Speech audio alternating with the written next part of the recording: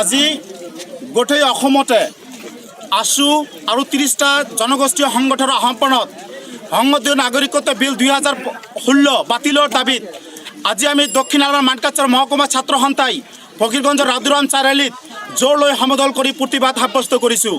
আৰু আপোনালোকৰ জৰিয়তে আমি অসম চৰকাৰ আৰু কেন্দ্ৰীয় চৰকাৰক সকীয়াই দিব বিচাৰিছোঁ।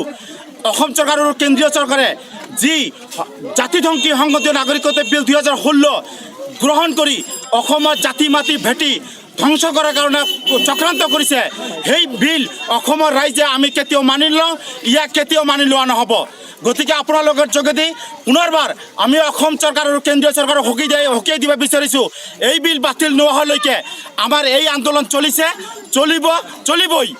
এই হততে সৰ্বানন্দ সোণোৱাল ডাঙৰীয়াই জাতি মাটি ভেটিৰ শ্লোগান দিয়ে, বৰাক ব্ৰহ্মপুত্ৰ পাহাৰ ভৈয়ামৰ কথা শ্লোগান দিয়ে, কিন্তু তেখেতেই সংসদীয় নাগৰিকত্ব বিল 2016 আনি অসমৰ জাতি মাটি ভেটি ব্ৰহ্মপুত্ৰ পাহাৰ ভৈয়াম সকলো তেখেতে ধ্বংস কৰিব বিচাৰিছে, জাতিটো শেষ কৰিব বিচাৰিছে আৰু অসমীয়া জাতিক তেখেতে দিল্লীত বিক্ৰী কৰিব বিচাৰিছে। গতিকে পুনৰ আমি আপোনালোকৰ যোগেদি দুয়োখন চৰকাৰ, অসম চৰকাৰ আৰু কেন্দ্ৰীয় চৰকাৰ দুয়োখন চৰকাৰক সকীয়াই দিব বিচাৰিছোঁ। যদি এই বিল বাতিল নহয়, আমাৰ আন্দোলন এই চলিছে, অনাগত দিনত আমি ভয়ংকৰ গণতান্ত্ৰিক আন্দোলন কৰিবলৈ বাধ্য হ'ম। জয় আই অসম।